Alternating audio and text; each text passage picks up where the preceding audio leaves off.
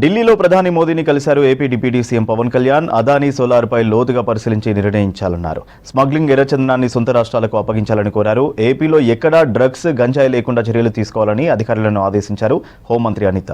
లంచాల కోసమే జగన్ అదానీతో డీల్స్ కుదుర్చుకున్నారని ఆరోపించారు ఏపీ పీసీసీ చీఫ్ షర్మిల. ఢిల్లీలో ప్రధాని నరేంద్ర మోదీతో భేటీ అయ్యారు AP deputy CM Pavan Kalyan.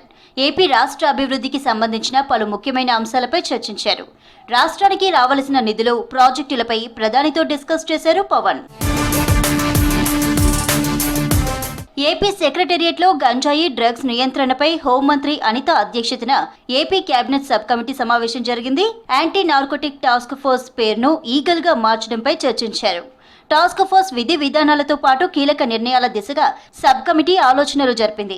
గంజాయి, డ్రగ్స్ నియంత్రణపై జరిగిన మంత్రుల కమిటీ భేటీలో నారా లోకేష్, సత్యకుమార్, సంధ్యారాణి, కొల్లు రవీంద్ర పాల్గొన్నారు.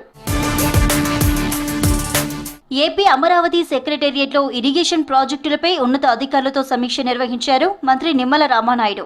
పోలవరం టన్నెల్స్ బ్యాలెన్స్ పనులు, లెఫ్ట్ కెనాల్ పనుల పురోగతిపై అధికారులతో చర్చించారు. పోలవరం ప్రాజెక్టు పనుల పురోగతి తెలుసుకునేలా వెబ్సైట్ ప్రారంభించి ఎప్పటికప్పుడు వర్క్ అప్డేట్ చేయాలన్నారు మంత్రి. సాగునీటి సంఘాల ఎన్నికలు ప్రశాంతంగా నిర్వహించే విధంగా ఏర్పాట్లు చేయాలని అధికారులను ఆదేశించారు.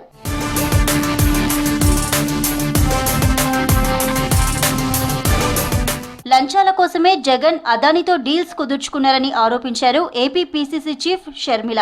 అదానీతో డీల్ వల్ల రాష్ట్రంలో లక్షల కోట్ల నష్టం జరుగుతోందని ఆరోపించారు. అదానీ దేశం పరువు తీస్తే జగన్ రాష్ట్ర పరువు తీశారని విమర్శించారు.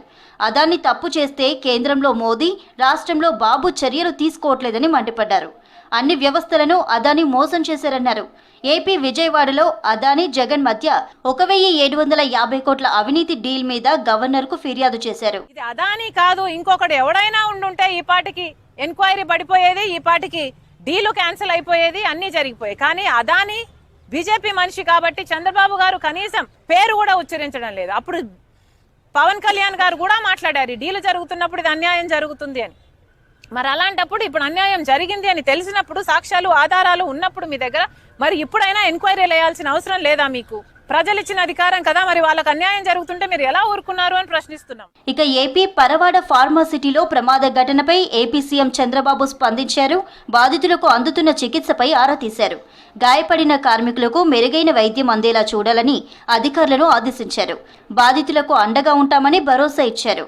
ఫార్మాసిటీలో విషవాయువు లీకై ఒకరు మృతి చెందగా 6 అస్వస్థతకు గురయ్యారు.